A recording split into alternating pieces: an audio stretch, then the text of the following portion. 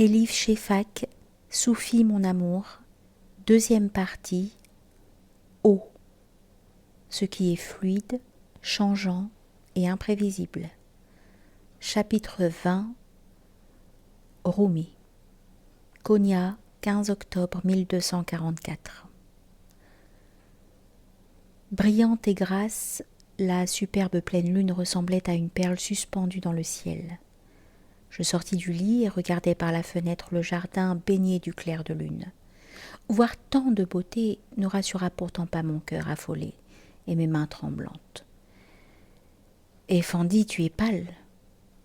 As-tu de nouveau fait ce même rêve ?» murmura mon épouse. « Est-ce que je peux t'apporter un verre d'eau ?» Je lui dis de ne pas s'inquiéter de se rendormir. Elle ne pouvait rien pour moi. Nos rêves font partie de notre destin et ils continuent leur route comme Dieu le veut. De plus, il doit y avoir une raison, me disais-je, pour que j'aie fait le même rêve ces 40 dernières nuits. Le début du rêve différait un peu chaque fois, ou peut-être était-il toujours le même, mais je l'abordais chaque soir par une porte différente.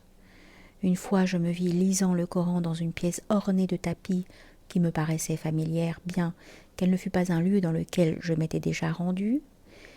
En face de moi était assis un derviche, grand, mince et droit, un voile sur le visage. Il tenait un candélabre avec 5 bougies allumées afin que leur lumière me permette de lire. Au bout d'un moment, je levai la tête pour montrer au derviche le verset que j'étais en train de lire. Et alors seulement, je me rendais compte, horrifiée, que ce que j'avais pris pour un candélabre était en fait la main droite de l'homme. Il levait sa main pour moi avec chacun de ses doigts enflammés. Affolée, je cherchais de l'eau, mais il n'y en avait pas dans la pièce. Je prenais mon manteau et le jetais sur le derviche pour éteindre les flammes. Mais quand je retirais le manteau, il avait disparu, ne laissant à sa place qu'une bougie allumée. À partir de ce jour, ce fut toujours le même rêve. Je me mettais à la recherche du derviche dans toute la maison, fouillant chaque recoin. Je courais ensuite dans le jardin, où les roses s'étaient épanouies, formant une mer jaune lumineuse. Je l'appelais, mais l'homme n'était nulle part. « Reviens, être aimé, où es-tu » Finalement, comme dirigé par une intuition sinistre, j'approchai du puits et regardai ces eaux sombres tout au fond. Au début, je ne pouvais rien voir, mais peu après, la lune m'éclairait et, sous sa clarté scintillante, la cour acquérait une luminosité rare. Ce n'était qu'alors que je remarquai 2 yeux noirs qui me regardaient du fond du puits, avec une expression de douleur sans précédent. « Ils l'ont tué !» criait quelqu'un. Peut-être moi ? Peut-être était-ce ma propre voix qui résonnait d'une agonie infinie ?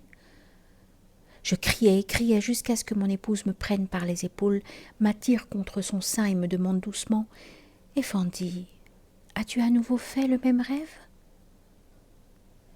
Quand Kéra se fut rendormie, je me glissai dans le jardin. À cet instant, j'avais l'impression que le rêve m'accompagnait encore, vivant, effrayant. Dans le silence de la nuit, la vue du puits me fit frissonner, mais je ne pus me retenir de m'asseoir tout près pour écouter la brise nocturne agiter doucement les arbres.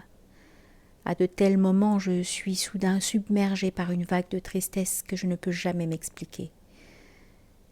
J'ai une vie pleine et accomplie car j'ai été bénie par les 3 choses qui me sont les plus chères, le savoir, la vertu et la capacité à aider les autres à trouver Dieu. À l'âge de 38 ans, Dieu m'a donné plus que je n'aurais jamais pu lui demander. J'ai bénéficié d'une formation de prédicateur et de juriste. On m'a initié à la science de l'intuition divine, la connaissance donnée aux prophètes, aux saints et aux érudits à divers degrés. Guidée par feu mon père, éduquée par les meilleurs enseignants de notre époque, j'ai travaillé dur pour approfondir ma conscience, avec la conviction que c'était là la tâche que Dieu m'avait assignée.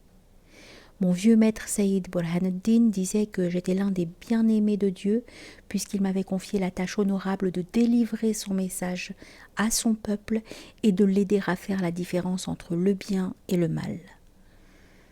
Pendant des années, j'ai enseigné à la madrasa discuté de théologie avec d'autres versés dans la charia, instruit mes disciples, étudié le droit et les hadiths, prononcé des sermons tous les vendredis dans la plus grande mosquée de la ville.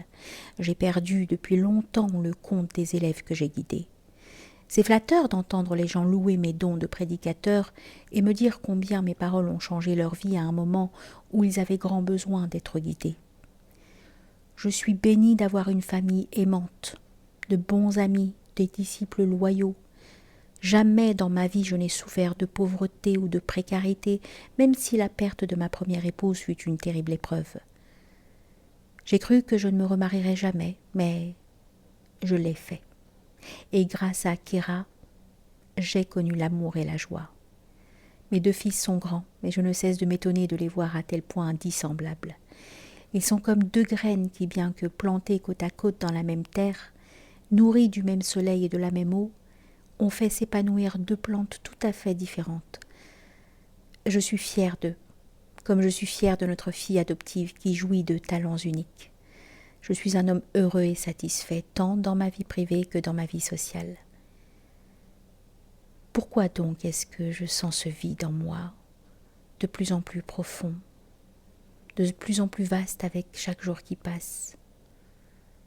Cela me ronge l'âme comme une maladie et m'accompagne où que j'aille, aussi silencieux qu'une souris et tout aussi vorace.